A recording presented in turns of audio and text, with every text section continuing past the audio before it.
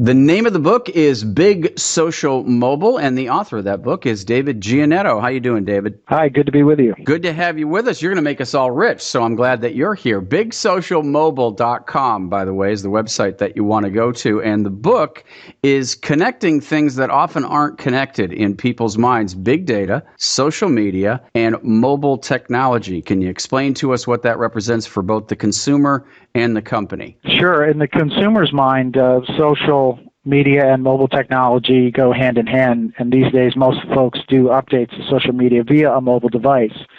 And that mobile device is something they carry all over the place. And kind of the bridge between the consumer and the company is the data that comes from social and mobile that companies are gathering and keeping about them. And that's giving them a tremendous amount of insight, and probably more than the average consumer thinks.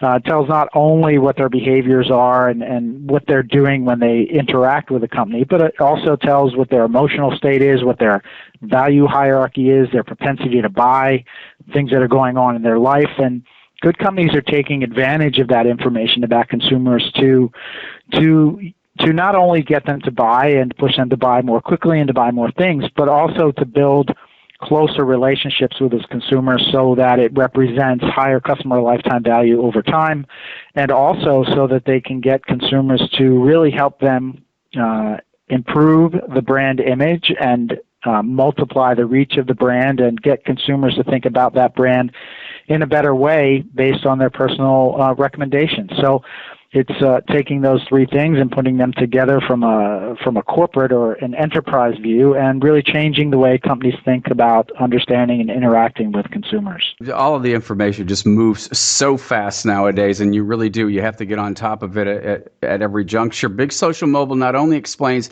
the benefits and the risks, the tools and the techniques in there too, but it also provides easy step-by-step instructions. I love easy, microwavable, step-by-step instructions that I'm all set in 3 minutes there, David. So I love you for doing that, for how companies can become big social mobile enterprises. So highlight like 3 or 4 of those steps for us. Sure. And what it does is it takes this ideal utopia state that I just talked about, and people say, yeah, that would be awesome if we could really do it in my company.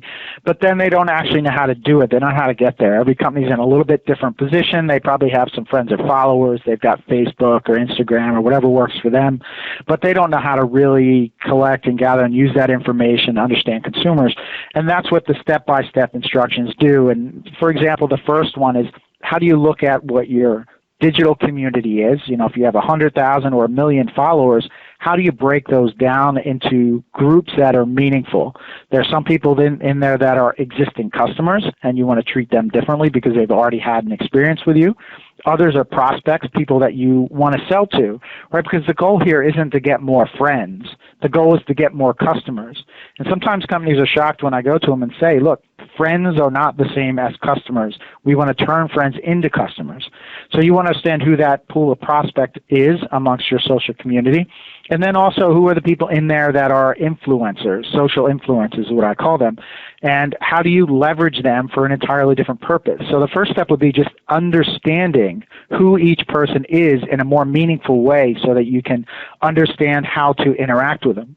And then the best companies, what I call big social mobile enterprises, and that's regardless of how big they are. This could be a small to mid-sized business or a very, very large enterprise.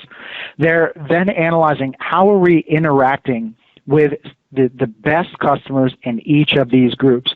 So they look at a customer and they say, okay, how did we interact with this customer when we met them? What were all the individual touch points in both the physical world and the digital world? Because big social mobile enterprises bridge those two together very seamlessly. And they look at that interaction from a very, very different perspective, which is the third step. And that's saying, okay, we've interacted with all these people. This is how we're interacting. Well, when did we produce our one perfect customer? And that customer is the person who bought the quickest, bought the most, has the highest customer lifetime value. And then we want to look at the pattern that we use to produce that most perfect customer. And the new companies are then turning the old model on its head and saying, okay, what I need to do is go out and get more people as nearly identical to my perfect customer as possible, and I need to put them through the same exact process, which we call journey mapping today.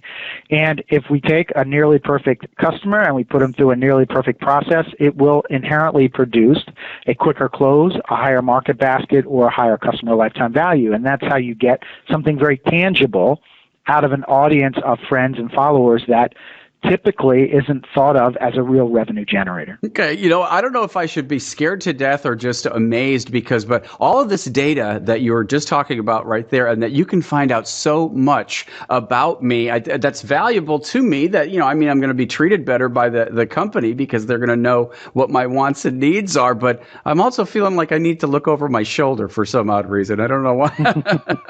So right, it's a double-edged sword. Of course it is. It is, yeah, because at the center of this is really privacy, right? And in one case, you have folks like myself that come down on the side of transparency, and I say, look, I know what they're collecting. They're going to be able to do it whether I like it or not, and I understand how to use that to my best advantage as an individual. So sometimes I'm working with customers, and those are organizations, and helping them understand, interact with, leverage the information about consumers.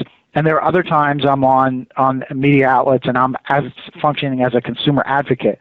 And I'm saying, look, you create a digital profile, and that profile could help you get higher discounts, better offers from a company, because that company has learned through the data that you are a harder person to sell to.